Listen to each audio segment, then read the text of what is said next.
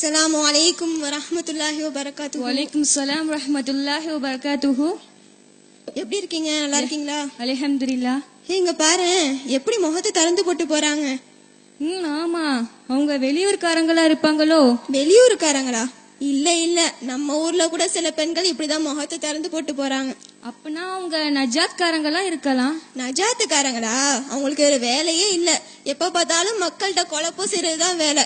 முகத்தை திறந்துகிட்டு போறது, இன்னும் தொழுகையில பல வித்தியாசமாக காட்டுறது, இப்படி ஏராளமான விஷயங்களை தான் அவங்க காட்டிக்கிட்டு இருக்கிறாங்க. அப்படின்னா இத பத்தி பக்கத்து தெருல ஒரு ஆலிமா இருக்காங்க, அவங்க கிட்ட போய் இத பத்தி கேட்கலாம். வாங்க போங்க. இன்னும் ஏராளமான டவுட் இருக்கு, அதையும் நம்ம கிளியர் பண்ணிக்கிடுவோம். சரி வாங்க.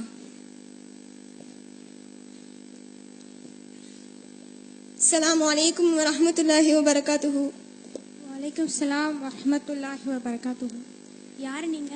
நாங்க பக்கத்து தெருவில் இருக்கவங்க தான். அப்படியா? உள்ள வாங்கம்மா, உட்காருங்க. கிட்ட வாங்க. சரி, எடுத்து போட்டுக்கோ. என்ன விஷயம்? எங்களுக்கு ஒரு சந்தேகம் கேட்கணும். தாராளமா கேளுங்க. அதுக்கு முன்னாடி உங்க முகத்தை திறந்துக்கோங்க. எங்களுடைய சந்தேகம் அதே பத்தி தான். அதுக்காக முகத்தை திறக்காம கேட்கலான் இருக்கீங்களா? இப்படிதான் எங்க பக்கத்து தெருவில் கூட முகத்தை மூடிக்கிட்டு ஒரு 3 பேர் உள்ள வந்து எல்லாத்தையுமே கொள்ளடிச்சிட்டு போயிட்டாங்க. அது எங்க எல்லாருக்குமே ரொம்ப ஒரு பதஷ்டமா இருந்துச்சு. இப்ப அந்த மாதிரி நீங்களும் முகத்தை மூடிட்டு வீட்டுக்குள்ள வர்றது எங்களுக்கு கொஞ்சம் சங்கடமா இருக்கு. நீங்க உங்களோட முகத்திரையை கழட்டிக்கங்களேன். சரி. நம்ம ஊர்ல உள்ள எல்லா பெண்களும் முகத்தை மூடிட்டு போறதுதான் வழக்கம். ஆனா சில பெண்கள் முகத்தை திறந்துகிட்டு போறாங்களே, அதுக்கு என்ன காரணம்? ஆண்கள்லாம் எப்படி போறாங்க? நான் ஆண்களை பத்தி கேட்கல, பெண்களை பத்தி தான் கேக்குறேன். இல்லம்மா, நான் ஆண்களை பத்தி தான் கேக்குறேன். ஆண்கள்லாம் எப்படி போறாங்க? ஆண்கள் எல்லாருமே முகத்தை திறந்துகிட்டு தான் போறாங்க. அதுக்காக நாமளும் முகத்தை திறக்க முடியுமா? ஆண்களை விட பெண்கள் தானே அதிகம் அழகானவங்களாவும் இன்னும் வெட்கப்படக்கூடியவங்களாவும் இருக்கிறாங்க. அப்ப முகத்தை மூடிட்டு போறது தானே சரியா இருக்கும். அப்போ லக்கது ஹலக்கனல் இன்சான ஃபி அஹ்சனி தக்வீம் அப்படின்னு அல்லாஹ் தன்னுடைய வசனத்துல சொல்றானே, அதுக்கு என்ன அர்த்தம்? ஏன்னா லக்கது ஹலக்கனல் இன்சான ஃபி அஹ்சனி தக்வீம், நாம் மனிதர்களையே அழகான வடிவில் படைத்திருக்கிறோம்னா அல்லாஹ் சொல்றான்.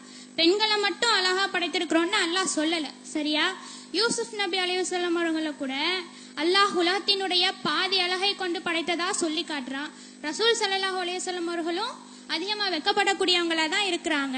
அப்ப பெண்கள்ல வெக்கப்படக்கூடியவங்களும் அழகானவங்களும் இருக்கிற மாதிரியே ஆண்கள்லயும் அழகானவங்களும் இருக்கிறாங்க, வெக்கப்படக்கூடியவங்களும் இருக்கிறாங்க. அப்போ அவங்க எல்லா ஆண்களுமா பெண்களுமா பாத்துட்டு இருப்பாங்க? எல்லா பெண்கள் பார்க்க மாட்டாங்க, ஆனா சில பெண்கள் பார்க்க தானே செய்வாங்க.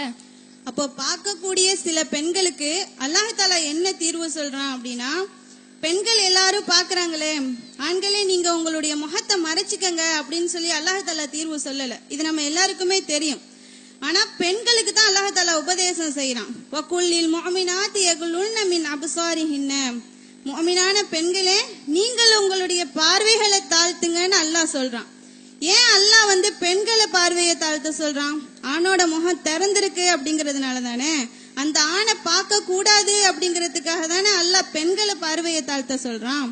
இதை நான் ஏன் இங்க சொல்றேன் அப்படின்னா, இந்த வசனத்திலேயே இதுக்கும் முன்னாடி உள்ள வசனத்துல அல்லாஹ் தஆலா ஆண்களுக்கும் உபதேசம் செய்யக்கூடியவனாக இருக்கிறான். அதுல அல்லாஹ் தஆலா என்ன சொல்றான் அப்படின்னா, முஃமினான ஆண்களே நீங்கள் உங்களுடைய பார்வைகளை தாழ்த்திக்கங்க அப்படின்னு அல்லாஹ் தஆலா சொல்றான். ஏன் அல்லாஹ் அப்படி சொல்லணும்? பெண்ணோட முகம் திறந்திருக்கு அப்படிங்கறதுனால தானே அல்லாஹ் தஆலா ஆண்களை பார்வையை தாழ்த்த சொல்லியிருக்கான். இந்த ஒரு வசனம் நம்மளுக்கு போதாதா? பெண்கள் முகத்தை திறந்துதான் இருக்கணும் அப்படிங்கிறதுக்கு. அதெல்லாம் சரிதான், ஆனா நம்ம ஊர் ஆலிம்கள் என்ன சொல்றாங்க? முகத்தை மூடணும், இன்னும் கையும் காலையும் சேர்த்து மூடணும் சொல்றாங்களே. ஆலிம்கள் சொல்றது மார்க்கமா? அல்லாஹும் ரசூலும் சொல்றது மார்க்கமா? அல்லாஹும் ரசூலும் சொல்றதுதான் மார்க்கம். அப்ப அல்லாஹ் ரசூல் சொல்றதை தானே பின்பற்றணும். ஆலிம்கள் எப்படி பின்பற்றது? சரி, அல்லாஹ் தன்னுடைய வசனத்துல என்ன சொல்றான் பாருங்க. 33வது அத்தியாயம் 59வது வசனத்துல அல்லாஹ் என்ன சொல்றான்? யா அய்யுஹன் நபியு, நபியே, குல் நீங்க சொல்லுங்க, லி அஸ்வாஜிக உங்களுடைய மனைவிமார்களுக்கும், வலி வபனாத்திக இன்னும் உங்களுடைய புதல்வியர்களுக்கும், வனிசாஇல் முஃமினீன இன்னும் ஏனைய நம்பிக்கை கொண்ட பெண்களுக்கும் நீங்க சொல்லுங்க, யுத்னீன அலைஹின்ன மின் ஜலாபிஹின்ன அவர்கள் தங்கள் மேல் முக்காடுகளை போட்டுக் கொள்ளட்டும் அல்லாஹ் சொல்லிட்டான். அது எதுக்காக சொல்றான்? ராலிக்கா அதுனா ஐயோரஃப்ன நீங்க அறியப்படுவதற்காகவும் ஃபலா யுதைன இன்னும் தொல்லைப்படுத்தப்படாமல் இருக்கிறதுக்காகவும் இது ஏற்றதுன்ட்டு அல்லாஹ் சொல்லி காட்டுறான். இந்த இடத்துல யூரஃப்னு எதுக்கு சொல்றான்? நீங்க யாருன்னு தெரியணும் அப்படிங்கறதுனாலதான் யூரஃப்னு சொல்றான். விளங்குதா? அப்ப நீங்க முகத்தை மூடிக்கிட்டு போனா நீங்க யாருன்னு எப்படி எல்லாருக்கும் தெரியும்? அல்லாஹ்வுடைய வசனத்துக்கு மாற்றமா இருக்குதா இல்லையா நீங்க முகத்தை மூடிக்கிட்டு போறது? அதெல்லாம் சரிதான். ஆனா இந்த வசனம் ஹிஜாப் சட்டம் இறங்குறதுக்கு முன்னாடி இறங்குனதாகவும் அதுக்கு பிறகு ஹிஜாப் சட்டம் இறங்கி எல்லா சஹாபிய பெண்களும் முகத்தை மூடுறதாகவும் சொல்றாங்களே. அந்த ஹிஜாப் சட்டம் எதற்காக இறக்கப்பட்டுச்சு அப்படிங்கறது உங்களுக்கு தெரியுமா? தெரியுமே. இருந்தாலும் நீங்களே தெளிவா சொல்லிருங்க. அந்த ஹிஜாபுடைய வசனம் எதனால இறக்கப்பட்டுச்சு அப்படின்னா, எல்லா பெண்களுமே ஆரம்ப காலகட்டத்துல முகத்தை திறந்துட்டு தான் இருந்தாங்க. எல்லா பெண்களும் அப்படின்னா நபியினுடைய மனைவிமார்கள் உட்பட அனைத்து பெண்களுமே முகம் திறந்து தான் இருந்தாங்க. ஆனா இது உமர் ரலியல்லாஹு அன்ஹு அவங்களுக்கு பிடிக்காம இருந்துச்சு. ரசூல்லா கிட்ட போய் அடிக்கடி சொல்லுவாங்க, மற்ற பெண்களை போன்று உங்களுடைய மனைவிகளை நீங்க இருக்க சொல்லாதீங்க, உங்களுடைய மனைவிகளை நீங்க திரையிட்டுக்க சொல்லுங்க அப்படிங்கறத அடிக்கடி என்ன செய்வாங்க, உமர் ரலியல்லாஹு அன்ஹு அவங்க சொல்லிட்டே இருப்பாங்க. இது அல்லாஹ் தஆலா அங்கீகரிச்சு தன்னுடைய திருமறையில சொல்லி காமிக்கிறான். வா இதா சஅல்துமுஹுன்ன மத்ஆன் ஃபஸ்அலுஹுன்ன மின் வராஇ ஹிஜாபின். நபியினுடைய மனைவிகளிடத்துல நீங்க ஏதேனும் கேட்பதாக இருந்தால் திரைக்கு பின்னால் இருந்து கேட்டுக்கொள்ளுங்கள் அப்படின்னு சொல்லி அல்லாஹ் தஆலா தன்னுடைய திருமறையில சொல்றான். இது யாருக்காக இறக்கப்பட்டுச்சு அப்படின்னா நபியினுடைய மனைவிகளுக்காக இறக்கப்பட்டக்கூடிய விஷயம். இதை எப்படி நம்ம பின்பற்ற முடியும்? சரி, நபியின் மனைவிக்குரிய சட்டத்தை நாமே பின்பற்ற கூடாது, அது நல்லது தானே? தாராளமா பின்பற்றுங்க. இந்த விஷயம் மட்டும் இல்லாம இன்னும் நிறைய விஷயம் நபியினுடைய மனைவிமார்களுக்குன்னு இருக்கு. அதையும் சேர்த்து பின்பற்றுவீங்கன்னா இதையும் சேர்த்து பின்பற்றுங்க. சரியா? கணவனுடைய சொத்துக்கு மனைவி எந்த நிலையிலேயே வாரிசாக கூடாது. நபி ஸல்லல்லாஹு அலைஹி வஸல்லம் சொத்துக்கு நபியினுடைய மனைவிமார்களுக்கு பங்கு கிடையாது. அதையும் சேர்த்து பின்பற்றுவீங்களா? எந்த நிலையிலையும் ரசூல் ஸல்லல்லாஹு அலைஹி வஸல்லம் அவர்களுடைய மனைவிமார்கள் ஜகாத் வாங்க கூடாது. அதையும் சேர்த்து பின்பற்றுவீங்களா? கணவன் இறந்து விட்டாலோ அல்லது விவாகரத்து செஞ்சிட்டாலோ மனைவி இன்னொரு கல்யாணம் செஞ்சுக்க கூடாது. அதாவது ரசூல் ஸல்லல்லாஹு அலைஹி வஸல்லம் அவர்கள் இறந்து போயிட்டாங்கன்னா அவங்களுடைய மனைவிமார்கள் மறு திருமணம் செய்யக்கூடாதுன்னு ஒரு சட்டம் இருக்கு. அதையும் சேர்த்து பின்பற்றுவீங்களா? இன்னும் நிறைய அவங்களுக்கான தனி சட்டம் இருக்கு. அது எப்படி? அது அவங்களுக்குள்ள தனி சட்டம் இல்லையா? இது மட்டும் அவங்களுக்குரிய தனி சட்டம். அதை தான் நாங்களும் சொல்றோம். முகத்தை மூடிக்கிட்டு போறதும் அவங்களுக்குரிய தனி சட்டம் தான். ஒரு பேணுதலுக்காக முகம் மூடலாமா? பேணுதல் அப்படின்னா சஹாபிய பெண்கள் யாருமே பேணாத பேணுதல்களை நீங்க பேணுறதா சொல்றீங்களா? ரசூல்லா காலகட்டத்துல வாழ்ந்த சஹாபிய பெண்களை பத்திலாம் நம்மளுக்கு தெரியும். நம்ம எல்லாரையுமே விட அதிக இரையச்சம் உள்ளவங்க அவங்க. அப்படி ரசூல்லா காலத்துல வாழ்ந்த ஏதாச்சும் ஒரு சஹாபி முகத்தை மூடி இருக்கிறதா, சஹாபிய பெண்கள் முகத்தை மூடி இருக்கிறதா ஏதாச்சும் ஒரு ஹதீஸ் உங்களால காமிக்க முடியுமா? ஆனா மாறாக பெண்கள் முகத்தை திறந்துதான் இருக்காங்க அப்படிங்கிறதுக்கு ஏராளமான ஹதீசுகள் இருக்கு. அதுல உங்களுக்கு நான் ஒண்ணு சொல்றேன். உம்மர் ஜுஃபர் அவங்கள பத்தி இப்னு அப்பாஸ் சொல்லி காமிக்கிறாங்க. சஹாபாக்கள்கிட்ட எல்லாம் சொல்றாங்க, உங்களுக்கு நான் சொர்க்கத்து பெண்மணியை காமிக்கட்டுமா அப்படின்னு சொல்லிட்டு கேக்குறாங்க. சரி காமிங்க, யார் அவங்க அப்படிங்கும் போது இப்னு அப்பாஸ் சொல்லி காமிக்கிறாங்க, அந்த பெண் இருக்காங்களே அவங்க தான் ரசூல்லா கிட்ட வலிப்பு நோயை பத்தி எனக்கு துவா செய்யுங்க அப்படின்னு சொல்லிட்டு சொன்னாங்க. அப்ப ரசூல்லா சொன்னாங்க, ஏமா வலிப்பு நோய்க்காக நீ பொறுமையா இரு, அது உனக்கு சரியாயிடும் அப்படின்னு ரசூல்லா சொல்லும் போது அந்த பெண்மணி என்ன சொன்னாங்க அப்படின்னா, நான் பொறுமையா தான் யா ரசூல்லா இருக்கேன், என்னுடைய ஆடை மட்டும் விலகாம நீங்க பாத்துக்கங்க, அதுக்காக தான் நீங்க துவா செய்யுங்க அப்படின்னு சொல்லிட்டு சொன்னாங்க. உடனே ரசூல்லா அதுக்காக துவா செய்யறாங்க. சொல்லிட்டு சொன்னாங்க, இவங்க தான் சொர்க்கத்து பெண்மணி அப்படின்னு சொல்லிட்டு அறிவிப்பு செய்யறாங்க ரசூல்லா. இதை இப்னு அப்பாஸ் பார்த்துட்டு பிறகு சஹாபாக்கள்கிட்ட எல்லாம் சொல்லி காமிக்கிறாங்க. எப்படின்னா, அந்த பெண்ணை பாருங்க, அவங்க தான் சொர்க்கத்து பெண்மணி அப்படின்னு சொல்லிட்டு சுட்டி காட்டினா அந்த பெண்ணோட முகம் திறந்திருக்குன்னு தானே அர்த்தம். அவங்க ரசூல்லா கிட்ட பேசும் பொழுதும் அவங்களுடைய முகம் திறந்திருக்கு. அவங்க ரசூல்லா கிட்ட பேசினதை பார்த்தனாலதான் இப்னு அப்பாஸ் என்ன செய்யறாங்க, பிறகு எல்லார்ட்டையும் அறிவிப்பு செய்யறாங்க, இந்த பெண் தான் சொர்க்கத்து பெண்மணி அப்படின்னு சொல்லிட்டு. அப்ப இதுல இருந்து நம்மளுக்கு தெரியலையா, சஹாபிய பெண்கள்லாம் முகம் திறந்துதாமா இருந்தாங்க? நீங்க சொல்றதெல்லாம் சரிதான். நம்ம முகத்தை திறந்துகிட்டு போனோம்னா வெளியில உள்ள எல்லா ஆண்களும் பெண்களும் நம்மள தானே பாப்பாங்க. இதுதான் விஷயமே. இந்த ஒண்ணுக்காக தான் நம்ம என்ன செய்யறோம், நம்மளுடைய முகத்தை நம்ம மறைக்கக்கூடியவங்களாக இருக்கிறோம். நம்ம முகம் திறந்துட்டு போனா எல்லாரும் நம்மள பாப்பாங்களே, நம்மள ஒரு மாதிரி பேசுவாங்களே, இந்த ஒரு காரணத்தினாலதான் மார்க்கம் தெரிஞ்ச எத்தனையோ பேரு கூட என்ன செய்யறோம், முகத்தை மறைக்கக்கூடியவங்களாக இருக்கிறோம். இது அல்லாவுக்கும் தூதருக்கும் தெரியாதா? எல்லாரும் உங்களை பாப்பாங்க, நீங்க உங்களோட முகத்தை மறைச்சுக்கங்கன்னு சொல்லி அல்லாஹ்வும் தூதரும் நம்மளுக்கு தீர்வு சொன்னாங்களா? இல்லையே. ஆனா நாமளாதான் என்ன செய்யறோம், முகத்தை மூடக்கூடியவங்களாக இருக்கிறோம். இந்த ஊரை பொறுத்த வரைக்கும் ரொம்ப வயசானவங்க கூட முகத்தை மூடிக்கிட்டு போறாங்கன்னா அதுக்கு என்ன காரணம்? இந்த ஊர் பழக்கம் அப்படிதான். ஊர் பழக்கத்துல உள்ள ஒரு விஷயத்தை தான் பின்பற்றக்கூடியவங்களாக இருக்கிறோம். இது போலதான் என்ன அப்படின்னா, நீங்களும் என்ன செய்றீங்க, ஊர் பழக்கத்தை பின்பற்றக்கூடியவங்களாக இருக்கீங்க. இன்ஷா அல்லாஹ் என்ன செய்யுங்க, நீங்க ஊர் பழக்கத்தை கைவிட்டுட்டு உண்மையான மார்க்கத்தின் பக்கம் பின்பற்றுங்களேன். அல்ஹம்துலில்லாஹ், நீங்க சொன்ன பதில் புரிஞ்சுச்சு. இன்ஷா அல்லாஹ் நாங்க இதை பத்தி யோசிக்கிறோம். சரி, இன்ஷா அல்லாஹ் தொழுகைக்கு நேரம் ஆயிடுச்சு. நம்ம தொழுதுட்டு வந்து அடுத்த டவுட் சந்தேகம் இருந்தா கேட்டுக்கோங்க. சரியா? சரி.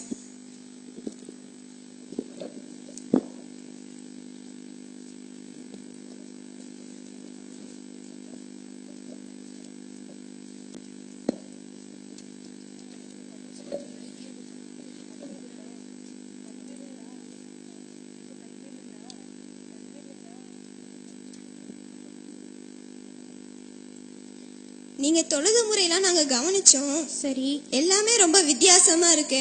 ஏன்? என்ன வித்தியாசம்? நீங்க தொழுகும் போது நெஞ்சின் மீது கை கட்டி தொழுகிறீங்க. நாங்கெல்லாம் நெஞ்சின் ஓரத்துல தான் கை கட்டி தொழுவோம். நாங்கெல்லாம் வயித்துல கை கட்டி தான் தொழுவோம். ஆனா நீங்க தொழுததெல்லாம் வித்தியாசமா இருந்துச்சு. இப்படி தொழலாமா? தொழுதா அதுக்குரிய அல்லாஹ் கூலி கொடுப்பானா? நீங்க சாஃபியா ஹனஃபியா? நீங்க சொல்றது உண்மைதான். இப்படி ரெண்டு விதமா மக்கள் தொழக்கூடியவங்களா இருக்கிறாங்க. ஆனா நபி ஸல்லல்லாஹு அலைஹி வஸல்லம் அவங்க அந்த மாதிரி நமக்கு கத்துத்தரல. ரசூல்லா எப்படி தக்பீர் கட்டினாங்க அப்படின்னு ஹுத்வதாயை அறிவிக்கிறாங்க. அதாவது தனது இடது கையை நெஞ்சில் மீது வச்சு வலது கைய மணிக்கட்டு வரையோ அல்லது குடங்கை வரையோ இப்படிதான் தக்பீர் கட்டினாங்க அப்படின்னு அறிவிக்கிறாங்க. நமக்கு ஆதாரபூர்வமா இந்த ஹதீஸ் இருக்க போகும்போது, இல்ல நாங்க இமாம் ஷாஃபி மாதிரி தான் தக்பீர் கட்டுவோம், இமாம் ஹனஃபி மாதிரி தான் தக்பீர் கட்டுவோம் அப்படின்னா அது இஸ்லாமிய அடிப்படைக்கே மாற்றமானது தானே. இன்னும் சொல்ல போனோம்னா மறுமையில நமக்கு கேட்கக்கூடியதே இந்த தொழுகையை பத்தி தான். ஃபர்ஸ்ட் கேட்கக்கூடிய தொழுகையை நம்ம மனைவி செப்படியே தொழக்கூடாது தானே. அப்புறம் உங்க தொழுகையில இன்னொரு சந்தேகம் இருக்கு. அதாவது அத்தஹியாத்தின் போது நாங்கெல்லாம் அஷ்ஹது அல்லா இலாஹ சொல்லும் போது கையை உயர்த்தி சலாம் கொடுப்பதற்கு முன்னாடி வரையும் கையை உயர்த்தியே வச்சிருப்போம். நாங்கெல்லாம் அத்தேகத்துல உட்கார்ந்ததுக்கு அப்புறம் அஷ்ஹது அல்லா இலாஹன்னு சொல்லும்போது கைகளை உயர்த்திட்டு அஷ்ஹது அன்ன முஹம்மது ரசூலுல்லாஹ்னு சொல்லும்போது கைகளை கீழே போட்டுருவோம். இப்படிதான் எங்களோட தொழுகை முறை இருக்குது. ஆனா நீங்க தொழுகும் பொழுது அத்தேகத்துல உட்கார்ந்ததுல இருந்து சலாம் கொடுக்கற வரைக்கும் விரல்களை அசைச்சுக்கிட்டே இருக்கிறீங்களே, இதுக்கு என்ன ஆதாரம் வச்சிருக்கீங்க? அதாவது மக்கள்லாம் நெஞ்சின் மீது கை கட்டுற விஷயத்துல எப்படி முன்னோர்களையும் இமாம்களையும் ஆதாரம் காட்டிக்கிட்டு இருந்தாங்களோ, அதே போலதான் விரலசைக்கிற விஷயத்திலையும் முன்னோர்களையும் இமாம்களையும் தான் ஆதாரம் காட்டுவாங்க. ஷாஃபி என்ன பண்ணுவாங்க, அஷ்ஹது அல்லா இலாஹ இல்லல்லாஹ் விரல உயர்த்திட்டு சலாம் கொடுக்கற வரைக்கும் அப்படியே வச்சிட்டு இருப்பாங்க. ஹனஃபியெல்லாம் அஷ்ஹது அல்லா இலாஹ இல்லல்லாஹ் உயர்த்திட்டு அஷ்ஹது அன்ன முஹம்மது ரசூலுல்லாஹ் அப்படிங்கும் போது கீழே போட்டுடுவாங்க. சரியா? இதுக்கெல்லாம் ஆதாரம் என்னன்னு கேட்டா, எங்களுடைய முன்னோர்கள் இப்படிதான் செஞ்சாங்க, எங்களுடைய இமாம்கள்லாம் இப்படிதான் கட்டு தந்தாங்க, இப்படிதானே ஆதாரம் சொல்றாங்க. அப்போ நீங்க எதுல ஆதாரம் காட்டுவீங்க? ரசூல் ஸல்லல்லாஹு அலைஹி வஸல்லம் அவர்கள் செஞ்சதுதான் ஆதாரம். ரசூலுல்லாஹ் என்ன சொல்றாங்க, சல்லு கமா ரஅய்துமூனி உஸல்லி, என்னை எவ்வாறு தொழ கண்டீர்களோ அவ்வாறு தான் நீங்க தொழணும் அப்படின்னு சொல்லிட்டு ரசூல் ஸல்லல்லாஹு அலைஹி வஸல்லம் அவர்கள் சொல்லி காட்டுறாங்க. அப்படி இருக்கும் பொழுது நாம எப்படி இமாம்களை ஆதாரம் காட்டுறது? என்னை எவ்வாறு தொழ கண்டீங்களோ அவ்வாறே தொழுதுக்கோங்கன்னு ரசூலா சொன்னாங்கன்னு நீங்க சொல்றீங்க. நாம எப்படி போய் ரசூலாவை பார்க்க முடியும்? நம்ம தான் ரசூலா காலத்திலே இல்லையே, அவங்களை எப்படி நம்ம பின்பற்றி தொழுக முடியும்? நீங்க ஷாஃபி இமாமை பின்பற்றுறதா சொன்னீங்க, நீங்க ஹனஃபி இமாமை பின்பற்றுறதா சொன்னீங்க. இந்த இமாம் இப்படிதான் தொழுதாங்கங்கிறத நீங்க நேரில் போய் பார்த்துருக்கீங்களா? இல்ல இல்ல. நீங்க எப்படி அவங்கள நேரில் பார்க்காம தொழுதுறீங்களோ அத போலதான், அதாவது ரசுல்லா தொழுததை நேரில் பார்த்ததா ஒரு சஹாபி அறிவிக்கிறாங்க. ரசுல்லா தொழுததை நீங்களும் நாமும் என்ன செய்யல, நேரில் போய் பார்க்கல. ஆனா ரசூல்லா தொழுததா நிறைய சஹாபாக்கள் பார்த்திருக்கிறாங்க. அதுல ஒரு சஹாபி வாயில் இப்னு ஹுஸ்ர் அப்படிங்கிறவர் அறிவிக்கிறாரு, நான் ரசூல்லா தொழுதத பார்த்தேன். ரசூல்லா நடுவிரலையும் கட்ட விரலையும் ஒன்றிணைச்சு ஆட்காட்டி விரலை ஒருவர் அழைப்பது போன்று அத்தஹியாத்தின் ஆரம்பத்திலிருந்து இறுதி வரைக்கும் என்ன செய்யறாங்க, அசைச்சிட்டே இருந்தாங்க. இப்படிதான் ரசூல்லா தொழுதாங்க, இதை நான் பார்த்தேன் அப்படின்னு சொல்லி அந்த சஹாபி அறிவிப்பு செய்யறாரு. அந்த ஹதீஸை வச்சுதான் என்ன செய்யறோம் அப்படின்னா, ரசூல்லா இப்படிதான் தொழுதிருக்காங்கிற முறையில நாம தொழுதிருக்கோம். எங்க கிட்டே ஆதாரம் இருக்கு. இமாம் ஷாஃபி இப்படி தொழுதாங்க, இமாம் ஹனஃபி இப்படி தொழுதாங்கன்னு நாங்களும் புத்தகங்கள் வச்சிருக்கோம்ல. இமாம் ஷாஃபிக்கும் இமாம் ஹனஃபிக்கும் அல்லாஹ் கிட்ட இந்த வஹி வந்துச்சு இல்ல? அப்போ கையை உயர்த்தி வைக்க கூடாதுன்னு சொல்றீங்க, அப்புறம் கையை உயர்த்திட்டு கீழே போடக்கூடாதுன்னு சொல்றீங்க. நீங்க அசைச்சுக்கிட்டே இருப்பதுக்கு எதுல ஆதாரம் கட்டுவீங்க? இது எப்படி ஆதாரம் அப்படின்னு சொல்றேன்னா, அதே அறிவிப்பாளரான வாயில் இப்னு ஹுஜ்ர் அப்படிங்கறதான் அறிவிக்கிறாங்க. அதாவது ரசூல்லா எப்படி தொழுகிறாங்க அப்படிங்கறத நேரா பார்க்கணும் அப்படிங்கிறதுக்காகவே போறாது. ஹல்ரமௌத்ல இருந்து வெகு தொலைவில் உள்ள மதீனாவுக்கு வராரு. ரசூல்லா எப்படி தொழுகிறத பாக்குறது மட்டும் இல்லாம மக்களுக்கு நான் எடுத்து சொல்லணும் அப்படிங்கறதுனால இன்னும் கூடுதலாவே அவர் கவனிச்சிருப்பார் தானே. அவர் தான் என்ன செய்யறாரு, அத்தஹியாத்ல ஆரம்பத்தில இருந்து சலாம் கொடுக்கற வரைக்கும் விரலை அசைச்சுக்கிட்டே இருந்தாங்க அப்படின்னு இந்த வாயில் இப்னு ஹுஜ்ர் தான் அறிவிக்கிறாங்க. விரல் அசைக்கிற சம்பந்தமா இவரை தவிர வேற எந்த ஹதீஸும் மாற்றமா இல்ல. அப்புறம் இன்னொரு சந்தேகம், ஃபஜர் தொழுகும் போது நாங்கள்லாம் அதாவது குனூத் ஓதுவோம். குனூத்துல சப்தமா கைகளை உயர்த்தி கேட்போம். சில பேர் என்ன செய்யறாங்கன்னா சப்தம் இல்லாம கைகளை உயர்த்தாம ஃபஜர்ல குனூத் ஓதுறாங்க. இதுல எது சரியானது? நீங்கெல்லாம் எப்படி ஓதுவீங்க? குனூத்தை பொறுத்த வரைக்கும் நீங்க சொல்றீங்க ஷாஃபி எல்லாம் என்ன பண்ணுவாங்கன்னா ஃபஜர்ல குனூத்து ஓதுவாங்க, அதாவது நாங்கெல்லாம் ஓதுவோம் ஃபஜர்ல குனூத்துன்னு சொல்றீங்க. ஃபஜர்ல குனூத்து ஓதக்கூடாது, சரியா? ஹனஃபி என்ன பண்ணுவாங்க, ஃபஜர்ல குனூத்து ஓத மாட்டாங்க, ஆனா வித்ர தான் ஓதுவாங்க. குனூத்துங்கிற பேர்ல வேற ஏதோ ஒரு வாசகத்தை சொல்லி இதுதான் குனூத்துன்னு ஓதுவாங்க. அல்லாஹும்ம இன்னா நஸ்தஈனுக வ நஸ்தக்ஃபிருக வ நஸ்தஹ்ஸீகன்னு சொல்லக்கூடிய இந்த வாசகத்தை சொல்லிதான் குனூத்துங்கிற பேர்ல ஹனஃபி எல்லாம் ஓதிட்டு இருப்பாங்க. என்ன ஆனா குனூத்துன் ரசூல் ஸல்லல்லாஹு அலைஹி வஸல்லம் அவர்கள் கற்றுத்தந்தது என்ன? அல்லாஹும்ம ஹதினி ஃபீமன் ஹதைத வாஃபினின்னு ஆரம்பிக்கக்கூடிய இந்த துவா தான் குனூத்து துவா. விளங்குதா? அப்ப சாஃபி ஹனஃபி இதெல்லாம் நம்ம மார்க்கத்துல கிடையாது. ரசூல் ஸல்லல்லாஹு அலைஹி வஸல்லம் அவர்கள் சொன்னதுதான் நமக்கு மார்க்கம். நம்ம இப்ப குனூத்து விஷயமா விளங்க வேண்டியது என்னன்னா, ஃபஜர்ல குனூத்து ஓதக்கூடாது, வித்ர்ல தான் ஓதணும். அல்லாஹும்ம இன்னா நஸ்தஈனுகங்கிற ஆரம்பிக்கக்கூடிய நம்மளா கண்டுபிடிச்ச துவாவை எல்லாம் ஓதக்கூடாது, சரியா? அல்லாஹும்ம ஹதினி ஃபீமன் ஹதைத ஆஃபினின்னு ஆரம்பிக்கக்கூடிய இந்த துவா தான் குனூத்து துவா, இதை தான் ஓதணும், வித்ர்ல மட்டும்தான் ஓதணும். புரியுதா? அப்புறம் ஒரு சந்தேகம், அதாவது ஒரு ஆலிமிடத்துல தொழுகை பத்தி கேட்டோம். அவங்க தொழுகை பத்தி சொல்லும் போது பெண்களுக்கு பெண்கள் இமாமத்து செய்யக்கூடாதுன்னு சொன்னீங்க. ஆனா இப்ப நம்ம தொழும் போது பெண்களாகி நீங்க தானே இமாமத் செஞ்சீங்க. தொழுகை வைக்கிறதுக்கு தகுதி என்னென்ன அப்படின்னு நபி ஸல்லல்லாஹு அலைஹி வஸல்லம் சொல்லி தந்தாராங்க. அதாவது ஒரு ஆள் தொழுகை வைக்கணும்னா அவங்களுக்குள்ள தகுதி என்னன்னா, அவங்களே ஃபர்ஸ்ட் குர்ஆன் அதிகம் தெரிஞ்சவங்களா இருக்கணும். அதுல எல்லாரும் சமநிலையில இருந்தாங்கன்னா அதுக்கு அடுத்தது நபி வழியை அதிகம் தெரிஞ்சவங்க யாருன்னு பார்க்கணும். அதுலயும் அவங்க எல்லாரும் சமநிலையில இருந்தாங்கன்னா அவங்களே ஃபர்ஸ்ட் யாரு ஹிஜ்ரத் செஞ்சாங்கன்னு பார்க்கணும். அதுலயே எல்லாரும் ஒத்து போனாங்கன்னா அவங்களே யாரு இஸ்லாத்தை ஃபர்ஸ்ட் ஏத்ததுன்னு பார்க்கணும். இதுதான் தொழுகை வைக்கிறதுக்குரிய தகுதியை நபி ஸல்லல்லாஹு அலைஹி வஸல்லம் கத்து தந்திருக்காங்க. ஒரு பெண் என்ன செய்யக்கூடாது, ஆண்களுக்கு தான் தொழுகை வைக்க கூடாதே தவிர பெண்களுக்கே தொழுகை வைக்கலாம். ஆனா ஒரு ஆணா இருக்கக்கூடியவங்க பெண்களுக்கும் தொழுகை வைக்கலாம், ஆண்களுக்கும் தொழுகை வைக்கலாம். பெண்ணு ஏன் ஆண்களுக்கு தொழுகை வைக்க கூடாது அப்படின்னா, அது அல்லாஹ்வே தன் திருமறையில சொல்லி காமிக்கிறானே.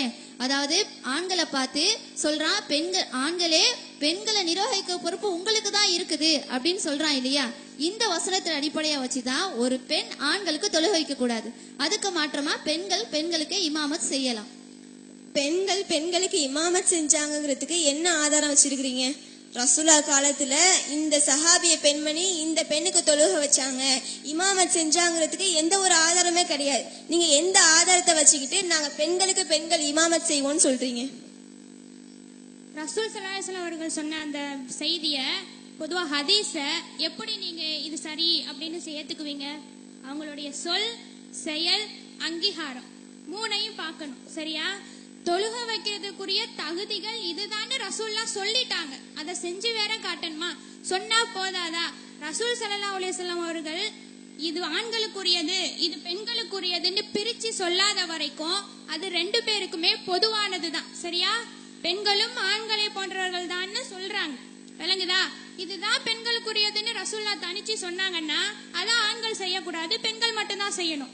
இதுதான் ஆண்களுக்கு உரியது அப்படின்னு ரசூல்லா தனிச்சு சொன்னாங்கன்னா அது ஆண்கள் மட்டும்தான் செய்யணும், பெண்கள் செய்யக்கூடாது. அப்படி இந்த தொலை வைக்கிற விஷயத்துல ரசூல் ஸல்லல்லாஹு அலைஹி வஸல்லம் அவர்கள் எதுவும் பிரிச்சு சொன்னாங்களா? அப்படி சொல்லல. பெண்களும் என்ன செய்யலாம்? இமாமத் செய்யலாம், பெண்களுக்கு மட்டும்தான் செய்யலாம். ஏன்? அதான் தகுதி இருக்குன்னு சொல்லிட்டீங்களே, ஏன் ஆண்களுக்கும் வச்சா என்ன தப்புன்னு நீங்க கேட்கலாம். ஏன் வைக்க கூடாதுன்னா, பள்ளிக்கு தொழுக வரும் பொழுது என்ன 5 வேளை தொழுகையா இருக்கட்டும், ஜும்மா தொழுகையா இருக்கட்டும், பெருநாள் திடல் தொழுகையா இருக்கட்டும், நீங்க தொழுக வரும் பொழுது ஆண்களுடைய சஃப் முன்னால இருக்கணும், பெண்களுடைய சஃப் பின்னால இருக்கணும்னு ரசூல்லா சொல்லிட்டாங்க.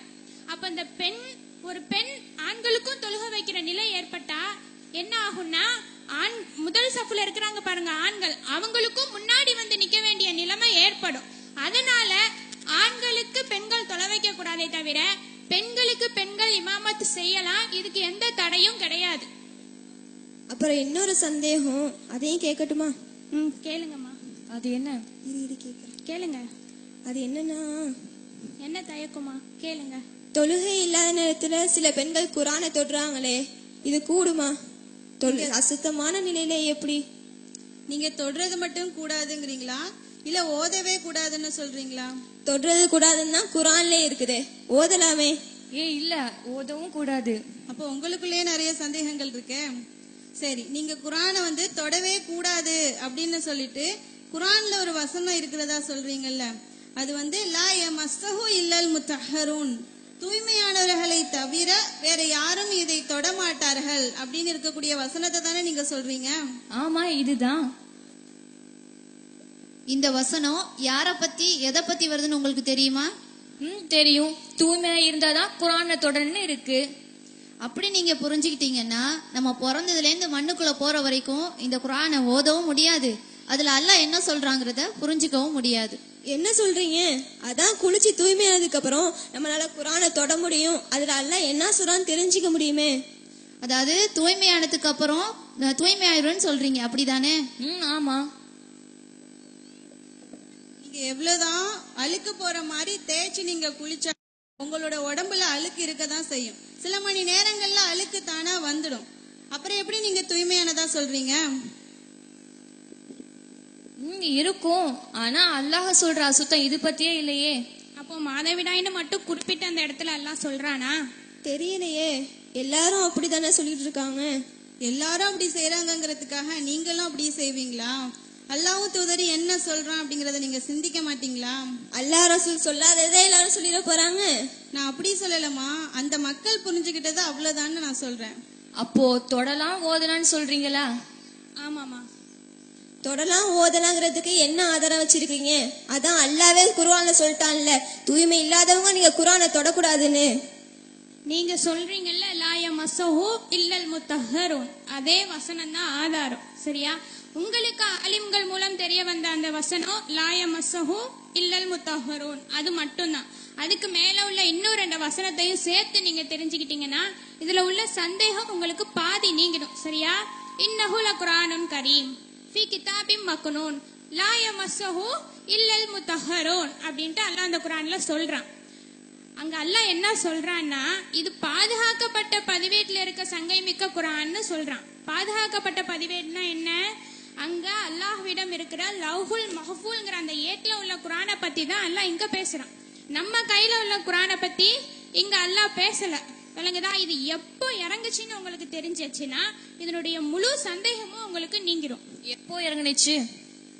அதாவது ரசூல்லாவுக்கு வஹி வந்து அத ரசூல்லா மக்கள் இடத்துல எடுத்து சொல்லும் பொழுது குறைஷிக்குள்ள நிராகரிப்பாளர்லாம் என்ன ஆரம்பிச்சுட்டாங்க, இது ஷைத்தான் தான் வந்துச்சு, ரசூல்லா சொல்லக்கூடிய சொல் அனைத்துமே ஷைத்தான் வந்துச்சு அப்படின்னு சொல்லி அந்த குறைஷிக்குள்ள நிராகரிப்பாளர்லாம் என்ன ஆரம்பிச்சுட்டாங்க.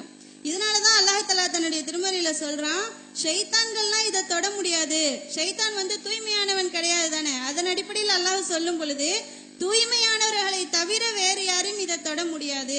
அதாவது ஷைத்தான்கள் இதை தொட முடியாது, மாறாக தூய்மையானவங்க தான் இதை தொட முடியும் அப்படிங்கறத அல்லாஹ்தாலா தன்னுடைய திருமறையில சொல்லி காமிக்கிறான். இன்னும் இந்த வசனத்துல இப்னு அப்பாஸ் என்ன விளக்கம் கொடுக்கறாங்கன்னா, அந்த தொடுதல் அப்படிங்கிறது லவ்ஹுல் மஹ்ஃபூலுடைய வேதத்தை தான் குறிக்குது, அந்த தூய்மையானவங்கிறது வானவரை தான் குறிக்குது அப்படின்னு கூட விளக்கம் சொல்றாங்க. அப்போ ஒவ்வொரு தடவையும் நம்ம குரானை எடுக்கும்போது உழு செஞ்சு தானே எடுக்கணும். உழு எதுக்கு கட்டாய கடமை அப்படின்னு பார்த்தோன்னா தொழுகைக்கு மட்டும்தான். குரான் ஓதுறதுக்கே நம்ம உழு செய்யணுமா அப்படின்னு பார்த்தோன்னா கிடையாது. நபி ஸல்லல்லாஹு அலைஹி வஸல்லம் அவங்க குரானை தொடுறதுக்கெல்லாம் குரானை ஓதுறதுக்கெல்லாம் உழு செய்யணும் அப்படின்னு சொல்லல. இன்னும் அல்லாஹ் தன் திருமறையில என்ன சொல்லி காமிக்கிறானா, அஃபலா யததப்பருனல் குரான், இந்த குரானை நீங்க சிந்திக்க மாட்டீங்களா, அம் அலா குலூபின் அக்ஃபாலுஹா, உங்களுடைய உள்ளங்கள்ல பூட்டா போட்டிருக்கு அப்படின்னு அல்லாஹ் கேக்குறான். அப்போ ஒவ்வொரு தடவையுமே நம்ம குரானை ஓதுறதுக்கு ஒழு செய்யணும் அப்படின்னா மக்களுக்கு சிரமமா இருக்கும் தானே. அப்போ குரானை ஓதவே மாட்டோம், அப்புறம் எப்படி நம்ம சிந்திக்க முடியும்? இது அல்லாஹ்தாலா நம்மள கேக்குறான் இல்லையா? இன்னும் இந்த வசனத்தை எல்லாம் நமக்கு எதுக்காக கேக்குறான்னா, நீங்க சிந்திங்க அப்படின்னு கேக்குறான். அப்போ உழு வந்து குரானை தொடுறதுக்குலாம் நபி ஸல்லல்லாஹு அலைஹி வஸல்லம் கத்து தரல. அப்படி இருக்கும்போது இந்த குரானை வந்து எல்லாருமே சிந்திச்சு பாருங்க அப்படின்னு சொல்லி அல்லாஹ்தாலா சொல்லி இருக்கிறான். இப்போ மாற்று மதத்தினர்லாம் வந்து எப்படி இந்த குரானை வந்து தொட முடியும்? அவங்களுக்கு என்ன உழு செய்ய தெரியுமா? தெரியாதே. அப்புறம் இருக்கும்போது அவங்க எப்படி இந்த குரானை தொட்டு வாசிச்சு அவங்க எப்படி சிந்திக்க முடியும்? இன்னும் நபி ஸல்லல்லாஹு அலைஹி வஸல்லம் அவர்கள் வந்து மன்னர்களுக்கெல்லாம் கடிதம் எழுதுவாங்க. அந்த கடிதத்துல ஒரு வசனத்தை எழுதுவாங்க. சரியா? அந்த வசனத்தை எழுதி, அதாவது இறை நம்பிக்கையாளர்களே, உங்களுக்கும் அல்லாஹ்வை தவிர வேற யாரும் வணக்கத்திற்குரியவன் கிடையாது அப்படிங்கிற உங்களுக்கும் எங்களுக்குமான பொதுவான கொள்கைக்கு வந்துருங்க அப்படிங்கிற அந்த 364வது வசனத்தை எழுதி ஒரு கடிதத்துல எழுதி தாவா பணிக்காக, அதாவது இஸ்லாத்துல கூப்பிடுறதுக்காக அந்த வசனத்தை எழுதி மன்னர்களுக்கெல்லாம் அனுப்பி வைப்பாங்க. சரியா? அவங்க லெட்டரை பெற போறவங்க, அந்த கடிதத்தை வாங்க போறவங்க முஸ்லீம் கிடையாது. அப்ப அவங்களுக்கு உழுங்கிற விஷயம் என்னன்னே தெரியாது. ரசூல்லாக்கு இது தெரியும் தானே. நம்ம கடிதத்தை அனுப்புறோம், அவர் உழு செஞ்சிருப்பாரா தூய்மையா இருப்பாரா என்னன்னு தெரியலையே. அப்போ நம்ம உழு செய்யாம அவர் இருக்கிறாரு, அப்ப அந்த கடிதத்துக்கு மேல நம்ம இதை எழுதிக்கலாம் அப்படின்ட்டு எழுதுனாங்களா? ரசூல்லாக்கு தெரியாதா அவர் உழு செய்யாம தான் இருப்பாருன்னு? அப்படி இருந்தும் அனுப்புனாங்கன்னா என்ன அர்த்தம்? உழு அவசியம் இல்ல. குரானை தொடுறதுக்கு உழு ஒரு காரணம் காட்டி நம்ம என்ன செய்யக்கூடாது, தொடாம இருக்கிறது அது தப்பாயிரும். இந்த குரானை படிச்சு அதை சிந்திக்கணும்னா குரானை அடிக்கடி தொட வேண்டி வரும். அப்போ ஒவ்வொரு வாட்டியும் நம்ம உழு செய்யணும்னு எடுத்துக்கிட்டோம்னா அந்த குரானை உழு செய்யறதுக்கு அலுப்புப்பட்டுக்கிட்டே சிரமப்பட்டுக்கிட்டே குரானை யாரும் தொடமாட்டாங்க. இல்லைங்கதா? அப்ப இந்த மாதிரி இருக்கும் பொழுது எதுக்கெல்லாம் உழு கட்டாயம்னா, தொழுகைக்கு கட்டாயம், கடமையான குளிப்புக்கு கட்டாயம், இன்னும் சுன்னத்தான விஷயங்களுக்கெல்லாம் உழு செய்யலாம். சரியா? இரவுல தூங்க போகும்போது உழு செய்ய ரசூல் ஸல்லல்லாஹு அலைஹி வஸல்லம் அவர்கள் சொல்லி தந்திருக்கிறாங்க. அப்போ குரானை தொடுறதுக்கும் உழு செய்யணும்னா அத ரசூல்லா சொல்லி தரணுமா இல்லையா? அப்படி சொல்லல அப்படிங்கும் பொழுது அதுக்கு உழு அவசியம் இல்லைன்னா அர்த்தம். புரிஞ்சுதா? நல்லாவே புரிஞ்சு. இவ்வளவு நாளா அல்லாஹ் ரசூல் என்ன சொன்னாங்கன்னே தெரியாமலேயே ஆளுங்க சொல்லதான் மார்க்கும், இன்னும் முன்னோர்கள் சொன்னதான் மார்க்கும்னு சொல்லிட்டு முட்டாள்தனமா இருந்துட்டோம். ஆமா, மத்தவங்க சொல்றத போ அதை செயல்படுத்துறப்ப எங்களுக்கு எதுவும் தெரியல. நீங்க சொன்னதெல்லாம் புதுசா இருந்துச்சு. எந்த விஷயங்களுக்கு கோவம் இல்ல. இந்த குரானுக்கு மரியாதை கொடுக்கணும்னு சொன்னீங்களா, அந்த ஒரு விஷயம் கோவம் வந்துச்சு. ஆனா குரானுக்கு கொடுக்கறது உண்மையான மரியாதை இல்லைனாக்கா அதை ஓதி தன் வாழ்க்கையை செயல்படுத்தணும். அதான் அதுக்குரிய மரியாதைங்கிற விஷயம் நாங்க தெரிஞ்சுக்கிட்டோம். அல்ஹம்துலில்லாஹ். போயிட்டு வரோம். ஜஸாக்கில்லாஹ் ஹைரா. அஸ்ஸலாமு அலைக்கும். வலைக்கும் ஸலாம் வரஹ்மத்துல்லாஹி வபரகாத்துஹு. இனிமேலே இந்த ஃபேஸ்காரை நம்ம கட்டணுமா? இல்ல வேணாம், இதை இன்னோடய விட்டு வீசிடணும்.